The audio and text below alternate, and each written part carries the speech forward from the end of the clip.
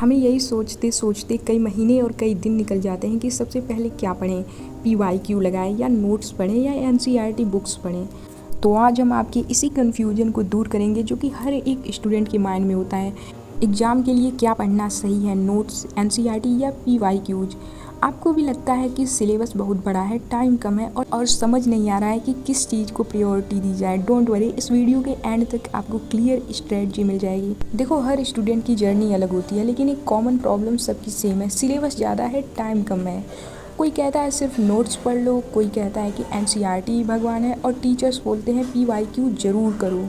और कुछ स्टूडेंट तो ये सोचते हैं कि कुछ ऐसी चीज़ें मिल जाए कि जो पढ़ के एग्ज़ाम क्लियर कर लिया जाए, जैसे कि मैं। अब देखो गाइस, जितनी ओपिनियंस आ जाती हैं ना, तो स्टूडेंट बस कंफ्यूज्ड रहते हैं कि मैं एक्चुअली पढ़ना क्या चाहता हूँ।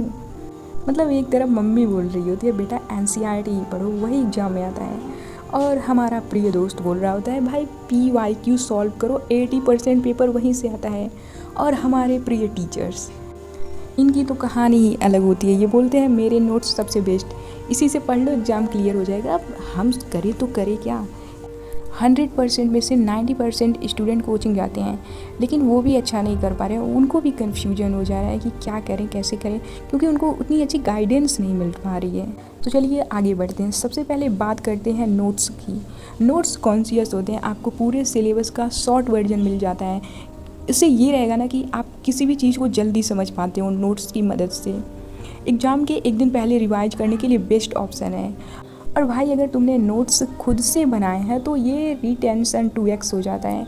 प्रॉब्लम तब होती है अगर नोट्स दूसरे के बनाए हुए हैं, तो कभी कभी समझ ही नहीं आता है कि क्या लिखा है। अगर आप खुद से नोट्स बनाते हो तो इसके बहुत सारे फ़ायदे हैं कि अगर आप उसको एक बार पढ़ोगे तो आपको समझ में आएगा। जब आप उसको लिखते हो, नोट्स बनाते हो, तभी आपको कितनी सारी चीज़ें याद हो जाती हैं। तो नोट्स बनाया करो। सिर्फ नोट्स पे डिपेंडेंट रहने का मतलब है कि बेसिक स्किप कर देना।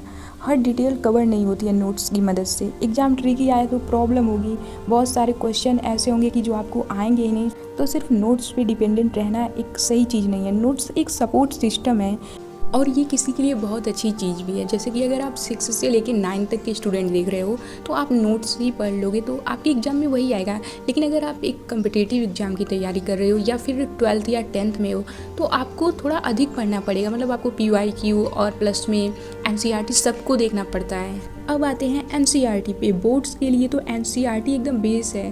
हर टॉपर यही बोलता है NCERT लाइन बाय लाइन पढ़ो। यहाँ तक कि टीचर भी यही बोलते हैं कि NCERT को पढ़ो क्योंकि उसी से सारे क्वेश्चन बनते हैं।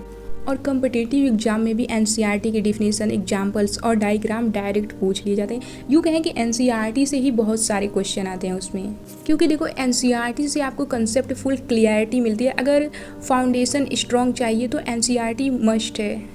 और जानते हो गाइज, NCERT की प्रॉब्लम क्या है। NCERT में हर टॉपिक डिटेल में नहीं होता है जो कम्पिटिटिव एग्जाम में ज़रूरी होता है, और लैंग्वेज थोड़ी बोरिंग लगती है सबको। और देखो, अगर आपकी NCERT स्ट्रॉन्ग नहीं है तो नोट्स और PYQ दोनों हाफ यूजलेस हो जाते हैं। अब बात करते हैं PYQ की, यानी कि प्रीवियस ईयर क्वेश्चन पेपर। देखो, इससे आपको एग्जाम का रियल पैटर्न समझ आता है, कौन सा टॉपिक फ्रिक्वेंटली रिपीट होता है, क्लियर आइडिया मिल जाता है इससे। और देखो गाइस, जब आप PYQ लगाते हो तो आपका कॉन्फिडेंस बूस्ट होता है और आपको पेपर का आइडिया मिल जाता है कि पेपर कैसे अटेम्प्ट करना है। अब आते हैं PYQ की प्रॉब्लम्स पे। देखो, सिर्फ PYQ करना और ये सोचना कि नए क्वेश्चन नहीं आएंगे, ये आपकी सबसे बड़ी गलती है। अगर बेसिक क्लियर नहीं है तो PYQ में स्ट्रगल करोगे।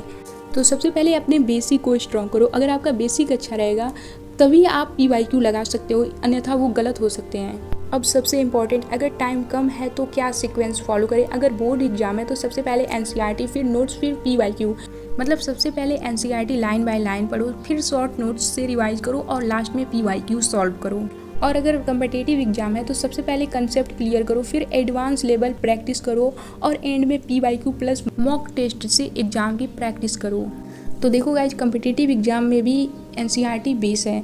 मतलब सबसे पहले आपको NCERT पढ़नी है, फिर नोट्स को रिवीजन करो, मतलब नोट्स बनाओ और उसे रिवाइज करो, और उसके बाद आप PYQ प्रैक्टिस करो। इन तीनों की बैलेंस ही एग्जाम में सक्सेस देता है। तो दोस्तों, अब आपको क्लियर हो गया होगा कि सिर्फ एक चीज़ पे डिपेंड रहना गलती है। NCERT plus notes plus PYQ, तीनों को मिक्स करना ही स्मार्ट स्ट्रेटजी है।